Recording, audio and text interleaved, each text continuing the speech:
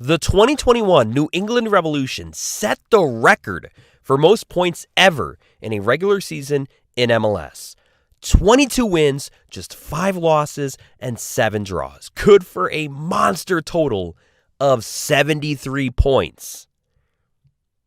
And then they lost the first game of the MLS Cup Playoffs and were knocked out. Ouch.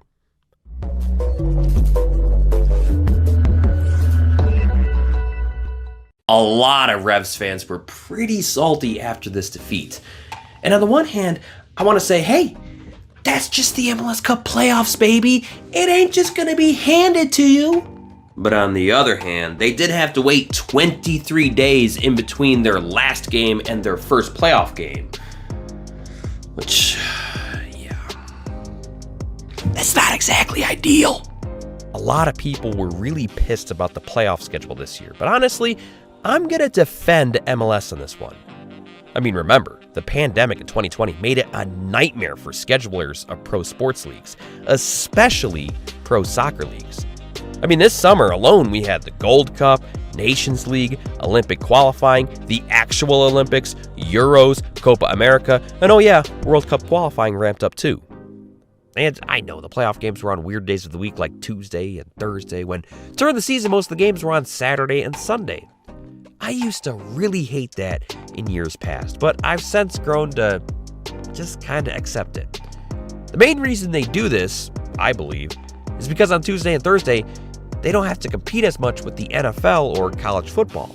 You actually have a chance for higher ratings during the week when you don't have to compete with as many other sports. And with the international break before the playoffs, this gave fans of the home team enough time to buy tickets to that first playoff game. We saw in years past the first knockout round game be almost empty because fans find out about a playoff game 3 days before it happens and they just don't have any time to prepare. Plus, with the uncertainty of the beginning of 2021, what with the Canadian teams and where they'll play, and also the fact that the 2020 season ended so late, it made sense to delay the start of the 2021 season. Unfortunately, that meant the already busy summer was going to be even harder to manage with more games in fewer days. Okay, but could MLS have scheduled the Revs earlier than that Tuesday? Yeah, but point still stands that no matter what, it wasn't going to be perfect. I'm sure, though, after that defeat, the Revs players and fans wish the playoffs went back to the 2-leg goal aggregate series.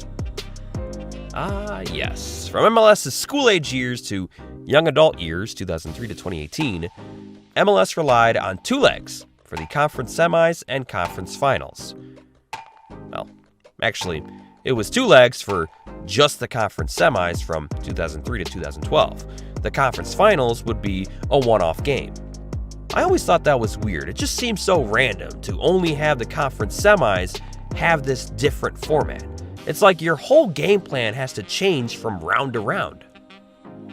Let's not forget that in 2011, MLS expanded the playoff field and added an additional 2 teams. There was now a wildcard round for the 4th and 5th seeds just to get into the conference semis. And that was single elimination. So, had a wildcard team advanced to MLS Cup that year, they would have had to play a single elimination wildcard game, then a 2-leg conference semi, and then go back to a single elimination conference final. Speaking of wildcard, the way they did that was also kind of weird. You had the top 3 teams of each conference automatically advance, and then the next 4 teams, regardless of conference, advance to the wildcard round. And then, based on points, you would have the 7 seed play the 10 seed, and then the 8 seed play the 9 seed. Well, in 2011, Colorado won as the 8 seed, and Red Bull New York won as the 10 seed. But instead of going to their respective conferences, because of how they were seeded, they switched over conferences. So, Red Bull played the Galaxy in the Western Conference semifinal, and the Rapids played SKC in the Eastern Conference semifinal. Yeah, those 2 teams pulled a switcheroo and played in the other conference in the playoffs. But as if that wasn't weird enough, coincidentally, both the Rapids and Red Bull New York played in the opposite conference in the playoffs before. Yes, this was the second time the Rapids were playing in the Eastern Conference, and the second time Red Bull New York was playing in the Western Conference. From 1996 to 2006, 4 teams from each conference advanced to the conference semis. Except for 2000 to 2002, but I'll explain that later. But yeah, 4 teams from each conference to the conference semis. Pretty simple, right? Well, in 2007, they decided, nope, let's mix it up. Because, sometimes the 5th or 6th place team from one conference has more points than the 4th place team from the other conference. Okay, so now it's only the top 2 seeds from the conference advance to the playoffs, and then the next 4 teams, regardless of conference, also advance. Now, I think if you go this route, it would just make the most sense to just scrap the conferences when you get to the playoffs. Just seed the teams 1 through 8. But nope, that's not what MLS did. Instead, if this situation did take place, the top 4 teams would stay in their conference, and then the 5th and possibly 6th place team would move on over to the other conference. So yeah, in 2008, Red Bull New York made MLS Cup by winning the Western Conference Championship, despite playing in the Eastern Conference the entire season. Yeah, if I'm Red Bull, I'm writing a letter to Don Garber asking to switch to the Western Conference permanently, because they sure as hell ain't getting it done in the East. This would happen again in 2009 with Real Salt Lake making MLS Cup by winning the Eastern Conference, and then again in 2010 with the Colorado Rapids making MLS Cup by beating the San Jose Earthquakes for the Eastern Conference Championship. 3 years in a row where a team won the conference championship from the opposite conference. Now, okay, let's jump back to 2012. They make the conference finals 2 legs as well. Okay, cool. Also, no more of this uneven number of playoff teams by conference. It's just going to be top 5 from both. Was it completely fair to the Columbus Crew, who finished 6th place in the East but had more points than 5th place Vancouver Whitecaps? No, but hey, it's a hell of a lot less confusing, so screw it. Vancouver, you're in. No more interconference playoff matchups. The 2013 and 2014 would follow the same format. However, in 2014, MLS would implement the away goals tiebreaker. Basically, if a team was tied after 2 legs, the team with more goals scored away from home would advance. This is something that had been a common practice for years in other FIFA tournaments. I gotta be honest, I've never loved the away goals rule. I get the concept, I understand it promotes attacking soccer, I get it, promotes having the away team trying to score goals so they're not just trying to bunker in, I get that, but for me, it just kind of ruins some series. Like, I think if 2 teams are tied regardless of away goals, that means they're even, and that means that someone should try and find the winner. Also, I like golden goal more than what we got now, and I know I'm in the minority on that one. But for me, there's just nothing better than knowing that your season can end with 1 mistake in the back. To me, there's just nothing more intense than that. In 2015, the league expanded the playoffs again. Now, 6 teams in each conference, only the top 2 getting a bye into the conference semis, and then 3 through 6 playing single elimination wildcard game. I remember when this format came out, I remember thinking, yeah, okay, this makes more sense. I mean, 6 is an even number, it's kind of like the NFL, they had 6 teams from each conference making the playoffs. With the top 2 seeds getting a bye, it makes the regular season feel a little more important.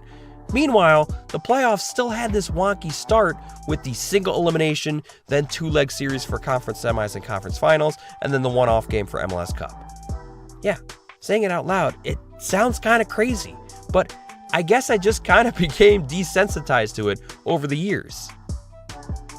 And then we get to 2019. The MLS Cup Playoffs expanded again to now 7 teams to the playoffs, with only the top seed in a conference earning the bye. And more importantly, everything is now single elimination, and this is the current playoff format. I'll mention that 2020 was another change. It was now 8 teams in the West and 10 teams in the East, but that was only for 1 year because of the crazy pandemic. I didn't think it was totally necessary, but honestly, like I said, that was the pandemic year. Everything was flipped upside down. I don't really blame MLS for making that change. I remember the overall reaction to this news being generally positive because it seemed like a direction that most fans wanted to go. And again, I kind of felt like an outlier, the minority, because this is not what I wanted. I wanted the MLS Cup Playoffs to stay 2 legs. But then, a couple days ago, I posted a poll on YouTube and Twitter, and it seems like some people may have changed their minds on the single elimination format. Now actually, even though these 2 polls favor the 2-leg series, in the grand scheme of things, this was only like 800 people, which is a pretty small sample size. I do think if you asked everyone, the single elimination format would still be the favorite, just not by a landslide like maybe it would be a few years ago. But yeah, for me, I like the 2-leg home and home goal aggregate series. I like the chess match of altering the lineup in between games, and I just like that there were more games. Honestly, if it were up to me, the MLS Cup Playoffs would be best of 3. Oh wait, turns out MLS had that too. So in MLS's infancy to toddler years, 1996 to 2002, MLS had a best of 3 playoff format. In the very beginning, MLS had no draws. If a match was tied at the end of 90, the game would be settled with a NASL-style PK shootout. This made the best of 3 playoff format pretty straightforward. Whoever won 2 of 3 wins the series. But in the 2000 season, MLS got rid of the NASL shootout. Now if a game was tied, the game ended with a 10-minute extra time period, and if no one scored in that period, then the game would end in a draw. For the playoffs, MLS kept draws. Now the playoff series was a race to 5 points, scored out just like they do in the season, 3 points for a win, 0 for a loss, and 1 for a draw. Here's the awkward part. If both teams were tied in points after 3 games, then a sudden death golden goal overtime would play immediately after the 3rd game. Yeah, basically, the score would reset 0-0, first team to score wins. Intense, yeah, sure, but I'd imagine that was probably pretty confusing to the casual fans, which, let's be honest, there were probably more of those in the early days of MLS. I imagine some people were getting ready to leave and be like, wait, they're still playing? Like, what's going on here? Hey, so remember when I said from 1996 to 2006, 4 teams from each conference advanced to the conference semis? Except for 2000 to 2002, but I'll explain that later. Well, now it's time for me to explain that. Because in 2000 and 2001, the league went away from the 2-conference East and West format.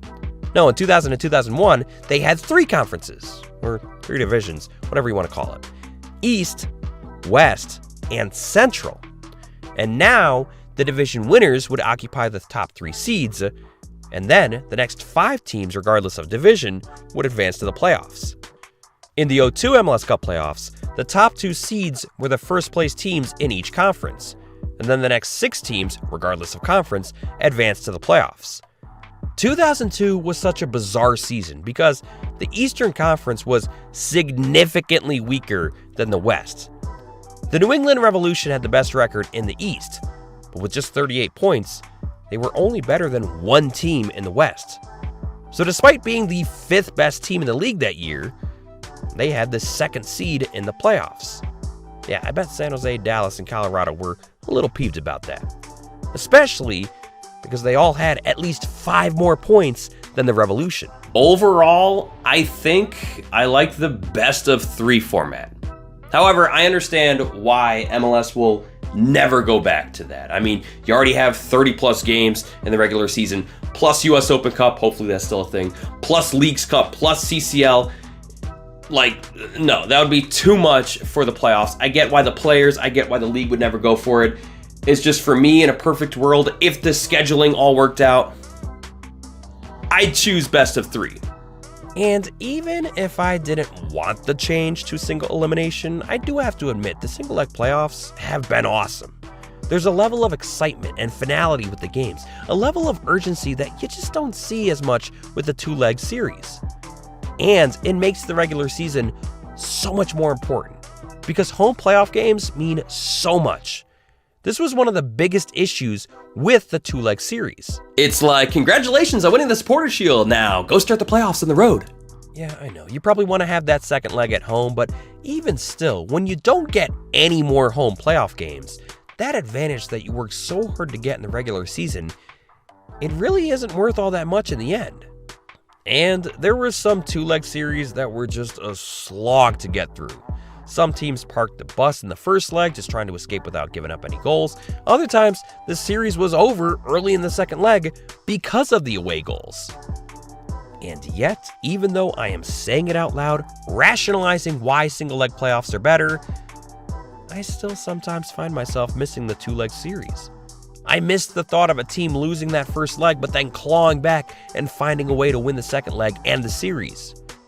And while the single leg games may have more excitement or whatever, that's not to say there weren't some barn burners in the two-leg series. But will the playoffs ever go back to the two-leg series? No. I honestly don't think it ever will. Single leg playoffs are the easiest format to understand, the stakes are at its highest, and even though people have problems with one seeds losing the first rounds, TV ratings are higher for these one-off games. And I'm not even counting the Thanksgiving nuclear bomb in those stats. As long as the TV numbers are good, MLS ain't gonna change it. As reported by Brian Strauss in his Sports Illustrated article, home teams in one-off playoff games win 66% of the games. When you have both teams hosting a home playoff game, that home field advantage just goes away, and that's when you see more upsets. Parity is the best thing about MLS. It's what makes the league so interesting, compared to other leagues where you already know before the season starts who's probably going to win. And everyone loves a Cinderella story in the playoffs, but too many Cinderella stories will diminish the magic. You can't have a 2009 RSL every season.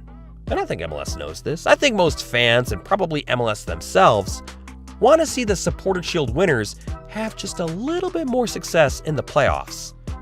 And while it hasn't happened with the single leg format yet, ultimately, that is the best way to see the best teams rise to the top. Minus the best of three format, but again, with scheduling, we'll never see that again. Now, if I could change one thing about the MLS Cup Playoffs, it actually wouldn't be the format. I'm fine with the single elimination. It would be the seeding of teams. And I know I already mentioned this in the video. I'm going to mention it again.